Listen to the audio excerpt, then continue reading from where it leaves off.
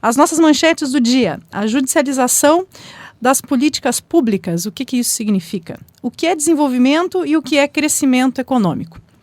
O papel do Poder Judiciário na garantia de direitos. Antes de começar nosso debate mais, digamos assim, caloroso e objetivo no tema do Judiciário, políticas públicas e gestão, eu queria começar com o nosso Nas Entrelinhas, né, José? Afinal de contas, Nas Entrelinhas já é, uma iniciativa da professora Ivonete, vinculado ao programa O Habilis, e fundamental já no nosso programa Nas Entrelinhas. Hoje o tema vai estar direcionado com o meio ambiente e essa discussão um pouco de crescimento e proteção ambiental, né? A pergunta que fica muitas vezes: qual é primeiro, a diferença de desenvolvimento econômico e crescimento econômico? São dois conceitos distintos? É a mesma coisa? O que é isso? Olá, professora, tudo bem? Crescimento e desenvolvimento econômico. É a função da autoridade monetária, do Banco Central do Brasil, sempre buscar o crescimento econômico. E essa função sempre se obtém no curto prazo, não no longo prazo. Portanto, o Banco Central do Brasil ele procura estabilidade econômica, ele procura que o objetivo dele é com que a inflação fique controlada e que haja, de fato, ganhos reais no poder de compra da população. O desenvolvimento econômico ele se obtém no longo prazo e não no curto prazo. O objetivo da autoridade monetária, que é o Banco Central, é o crescimento econômico, ou seja, o crescimento do PIB no curto prazo. O desenvolvimento econômico é algo a ser atingido no longo prazo. E isso ele é atingido através de várias políticas públicas complementares, o qual o governo ele acaba implementando ao longo do tempo, ao longo dos anos.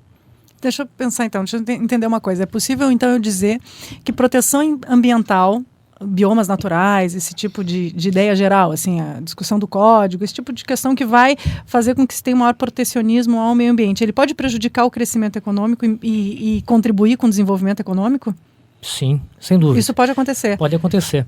Pode acontecer porque, como o objetivo do crescimento econômico ele é de curto prazo, proteções ambientais podem, de fato, dificultar o crescimento econômico do país no curto prazo. Mas podem garantir desenvolvimento? Podem garantir desenvolvimento de longuíssimo prazo. Olha, nós estamos aqui com o professor Maurício Serafim, eu tinha uma pergunta para ele nesse sentido. Professor, o senhor acha que em termos de política pública, o que é mais estratégico? É o investimento em crescimento econômico ou em desenvolvimento econômico em termos de meio ambiente? Em termos de administração pública, eu acho que seria mais interessante desenvolvimento político, que engloba também econômico e social. Então, em termos de o crescimento, do qual ele não pega várias dimensões, assim como o desenvolvimento econômico também, que é uma ideia que surge mais nos anos 50 e 60, eu acredito que nós devemos superar um conceito que se tratava de uma realidade social num determinado tempo, e agora eu acho que nós podemos avançar e falarmos de desenvolvimento político, enquanto cidade, enquanto essa dimensão mais ampla do ser humano. Então, de certa forma, se a gente coloca nessas dicotomias, a gente empobrece um pouco a discussão, né? Porque fica no econômico sempre, né? Seja crescimento ou seja desenvolvimento, é sempre uma dimensão econômica, uma dimensão material. Enquanto que nós, hoje, nós precisamos também uma dimensão do qual englobe também as relações entre as pessoas na cidade. Deixa eu trazer ainda mais uma outra questão, já aproveitando o juiz, o Eduardo de Noné Teixeira, da Justiça Federal, nessa temática um pouco do papel do judiciário nessas questões, né? Se tem hoje muitas demandas ambientais que acabam indo para a Justiça Federal também, como questionamento de licenças ou de procedimentos do Estado, né? O judiciário acaba sendo um ator nesse processo, né? Bom dia. Bom dia, ouvintes, bom dia a todos aqui presentes. Preliminarmente, eu gostaria de dizer que a justiça não inventa nem reinventa a roda, né?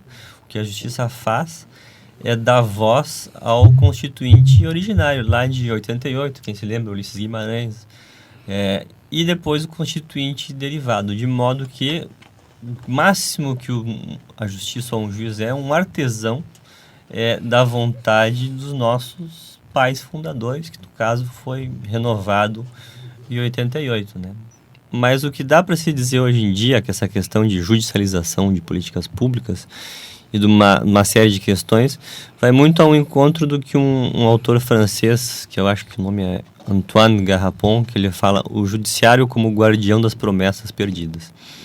Então, como se tem uma série de garantias e prerrogativas nesse poder do Estado, e os outros eventualmente não têm, porque passa por eleições, as pessoas estão sempre, digamos, correndo atrás da máquina, né, e não cumprem com suas promessas, acaba que tudo deságua no judiciário por ter mais preparo técnico e mais garantias formais, porque o que se vê muito na política é assim, assume um governo, ele faz tábula rasa do que era antes, e aí não, agora vai começar, e aí tem um período de 4, 5 anos, e depois sai e entra outro governo, e assim não se mantém, meio como o professor falou, essa questão de desenvolvimento, e fica muito midiático, muito mais na perspectiva de ele estar falando de crescimento. Mas acho sim que o professor Maurício tem razão, nós temos que amadurecer muito ainda, principalmente nesse debate. Eduardo, você não acha que os juízes no Brasil estão assumindo um papel de gestores públicos? É um papel, sim, mas é um papel que não se quer, na verdade. O problema é que, isso ao longo da história, desde do direito romano, há uma afirmação de que, isso está na lei, inclusive na Constituição, de que o juiz ou o judiciário, o tribunal, não pode pronunciar um non liquid, ou seja, ele tem que decidir alguma coisa. Ele não pode dizer, isso não é meu, isso eu não sei. Vai pedir ajuda para quem? Para os universitários, né? Não, imitando aqui o Silvio Santos. Ele tem que resolver. Então, muitas questões que não foram... E o sistema de saúde é o principal hoje em dia, né? Que tem um debate em torno disso. Quer dizer, aquela pessoa que foi no SUS, eu particularmente acho o SUS muito bom, né? Uso parcialmente, mas chega lá e, foi mal atendido. Um medicamento cujo protocolo está desatualizado. Ele vai reclamar para quem? Vai acabar reclamando na justiça. E a justiça se vê sempre às portas de ser a última decisão e ter que resolver de alguma maneira. Então é evidente que essa, entre aspas, gestão não é uma gestão, é uma solução para um caso concreto ou para uma pequena coletividade, mas está longe de ser algo racional que deveria ser seguido daquela maneira. É sempre uma questão sintomática, né? Então, é exatamente isso que eu ia fazer a pergunta. Então, isso é mais um sintoma de uma falha de gestão que está acontecendo no nível legislativo? Em todos os níveis, eu acho, né? Na verdade, ultimamente, eu tenho me preocupado muito com essa questão da transformação cultural, né? A gente tem uma perspectiva de mundo que é completamente diferente de outras sociedades. Então, hoje de manhã eu fui num cartório fazer uma ata notarial, que é um cartório dizendo que viu tal coisa. E aí a moça lá reclamando que quando vem, tem muito estrangeiro aqui em Florianópolis, né? Quando vem um alemão para cá para fazer um negócio, ela pede uma série de coisas, ele fica ofendido. Porque ele diz que na Alemanha não tem. E lá o tabelião, ele simplesmente reconhece a assinatura da pessoa e não tem um livro, não tem um documento, porque ele diz, lá não precisa, né? Então, aqui quase tudo vira uma picaretagem, né? E lá quase nada vira uma picaretagem. Então é um choque cultural e que isso reflete na nossa perspectiva de vida. Vocês têm uma noção, no Brasil existem 100 mais faculdades de direito do que no resto do mundo. Então no mundo acho que tem 1.100, no Brasil tem 1.300. Isso é sintomático de que ninguém confia em ninguém, né? Pensando nessas questões, né, do papel do judiciário, um pouco desse reflexo das questões culturais, será que algumas coisas hoje vão para o judiciário porque os debates públicos não acontecem nos lugares que deveriam acontecer? E não acontecem porque não tem espaço para isso ou porque a cultura não contribui para isso? O que vocês acham? Eu joguei a pergunta para todos agora. Aproveitar que o professor Enio não está aqui, a gente fica mais abusado. O que vocês acham? Professor Maurício, professor José, Eduardo? É um problema da cultura em que a gente não consegue debater políticas públicas publicamente, as questões de interesse público, ou é uma questão de não existirem ferramentas efetivas para isso? Daí eu acabo indo para o judiciário resolver meu problema individual, resolvi, tá bom, ótimo, volto para casa. Falta ferramentas, ou falta cultura, ou falta os dois? Ou o que vocês avaliam? Isso eu vejo como muito complicado, uma avaliação assim também nesses minutos aqui do programa, porque, por exemplo, a gente pode alegar que porque o país é muito grande, etc., mas os Estados Unidos também é grande e lá se tem sim um debate fervoroso sobre vários temas, né? Entretanto, só para a gente ter uma noção, um livro aqui no Brasil que é colocado como primeiro lugar na venda, eu lembro do padre Marcelo Rossi, do livro Ágape. Quando ele coloca no primeiro lugar, 1.500 livros vendidos durante a semana. Nos Estados Unidos, o primeiro livro é 1.500.000. né? Então, assim, a gente tem uma diferença também de saber o que está acontecendo no mundo e no país. E nós não temos essa característica cultural de querer conhecer, né, o que está acontecendo, se aprofundar. Primeiro, uma autoeducação, né, uma cultura geral, mais ampla. Né, a gente não busca isso, é muito raro buscar isso. Né? Então, no primeiro passo, eu acho que assim, no âmbito individual, de a gente buscar uma certa cultura, de entender os acontecimentos e depois, então, a gente poder dialogar com outra pessoa que obtém também esse tipo de cultura, né? E eu acho que esse primeiro passo a gente não está conseguindo dar. Veja os índices da educação, né? Saiu essa semana sobre o ensino médio, que é um desastre no país, né? Alto índice de desistência, né? E etc. Onde que o adolescente está ali ganhando um pouco mais de cultura, que deveria estar ganhando, né? E ele está saindo da escola, né?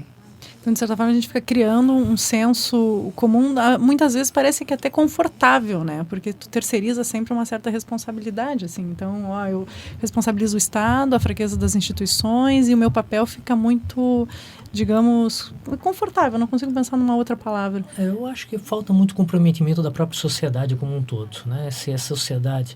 É muito fácil, eu não sou advogado, mas é muito fácil falar no judiciário. Mas por que a sociedade não cobra? Por que são ações individuais de certos membros da sociedade que entram com ações na justiça e que chegam até o judiciário? O Ministério Público tem um papel muito destacado nessa área também, que sempre encaminha ações para o judiciário.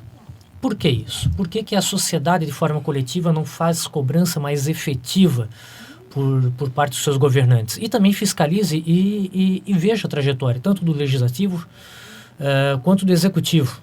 Normalmente as pessoas só falam, e aí vem o que o professor Maurício comentou antes, que é mais uma visão política, porque as pessoas só falam do executivo. Eu acho que está certo, realmente tem que falar do executivo. Mas as pessoas não sabem, a maioria das pessoas não sabem, que o executivo depende de sobremaneira do legislativo. Se os deputados ou se os vereadores não votarem determinadas leis, determinadas situações, fiscalizarem e cobrarem de fato o executivo, não tem como o executivo, ele não consegue nem governar, ou ele pode ter poderes extras que ele pode fazer o que bem entender. E a sociedade tem que estar vislumbrando, tem que estar atenta a essas atitudes, tanto do legislativo quanto do executivo. Deixa para encerrar, né, o nosso tempo, para variar, está acabando, só para aproveitar uma última questão com o Eduardo, o juiz federal Eduardo Didonné. Hoje parece que tem na mídia uma certa provocação em relação ao judiciário, assim, volta e meia tem notícias que tentam desmoralizar o poder judiciário. Isso seria uma estratégia para fragilizar um poder ou de fato é um bom diagnóstico da mídia? Tudo tem que ser interpretado com grano Salles, né? Ou seja, nenhum poder ele é não sindicável. Então, no Brasil vive um princípio da sindicabilidade ampla e uma mídia independente é salutar e importante até para dizer dos abusos que acontecem. Por outro lado, tem uma convenção, acho que da ONU de 2013, a Convenção de Mérida, que ela elenca alguns fatos característicos de um Estado tendendo à falência, não a falência econômica, né, mas uma falência moral e até política. E dentre esses critérios é dizer do fraquecimento deliberado das instituições, de promover na mídia que todo mundo é picareta, que todo mundo é corrupto. Então, acho que isso tem que ser dosado. Como de novo, uma nova democracia, em 88 se inaugura essa democracia, então acho que tanto os poderes constituídos quanto a imprensa tem que chegar a um diálogo e um debate conciliatório. Bom, infelizmente, né, o tempo urge. Nós discutimos hoje, eu diria, principalmente as instituições, o próprio papel do Estado, com a participação do professor Maurício Serafim, do juiz federal Eduardo Didonné Teixeira e com o nosso caríssimo professor do curso de Economia, o José Tavares de Borba. Então, ficamos por aqui hoje, né, e até terça que vem com mais um Nas Entrelinhas.